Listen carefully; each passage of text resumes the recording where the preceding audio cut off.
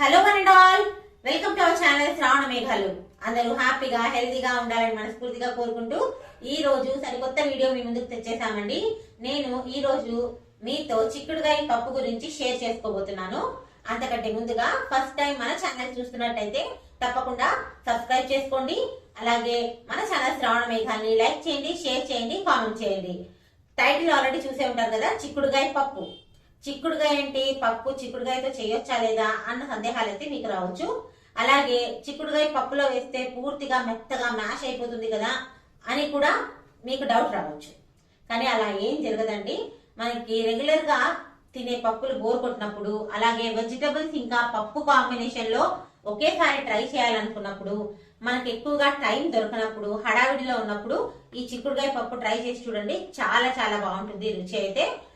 ఇందులో మనము అన్ని ఒకటేసారి వేసి కుక్కర్ లో పెట్టేస్తాము, చిక్కుడుకాయ పూర్తిగా మ్యాష్ అయిపోతుందని అస్సలు అనుకోవద్దండి. ఆల్రెడీ కావాల్సిన టిప్స్ అనేవి నేను వీడియోలో షేర్ చేస్తున్నాను. సో మిస్ చేయకుండా వీడియో ఎండింగ్ దాకా చూడండి.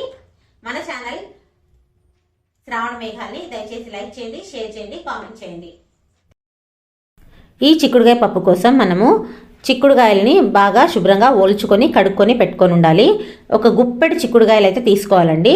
మనం ఒలుచుకున్న చిక్కుడుకాయలు ఒక గుప్పెడు నిండా తీసుకుని, అలాగే ఒక ఉల్లిపాయ, 2 పెద్ద సైజు టమాటాలు అయితే తీసుకున్నాను. వీటన్నిటిని ముక్కలుగా తరిగి పెట్టుకున్నాను.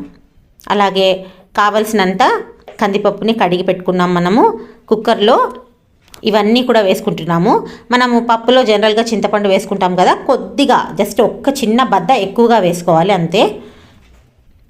ఇవన్నీ కూడా పసుపు, కారము, అలాగే చింతపండు ఇవన్నీ కూడా వేసేసుకొని బాగా ఒక 3 విజిల్లు కానీ 4 విజిల్లు కానీ వచ్చేదాకా పప్పును ఉడికించుకోవాలి. తగినంత కళ్ళుప్పు వేసుకొని జస్ట్ పప్పు గుత్తితో జస్ట్ రామాలి అంతే, ఎక్కువగా అయితే మ్యాష్ చేయకూడదు.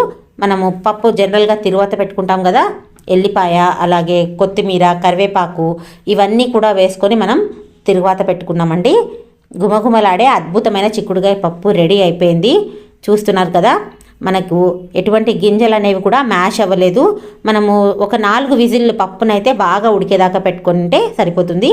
మన ఛానల్ శ్రావణ మేఘాలని దయచేసి లైక్ చేయండి, షేర్ చేయండి, కామెంట్ చేయండి, అలాగే సబ్స్క్రైబ్ చేయండి. Thank you.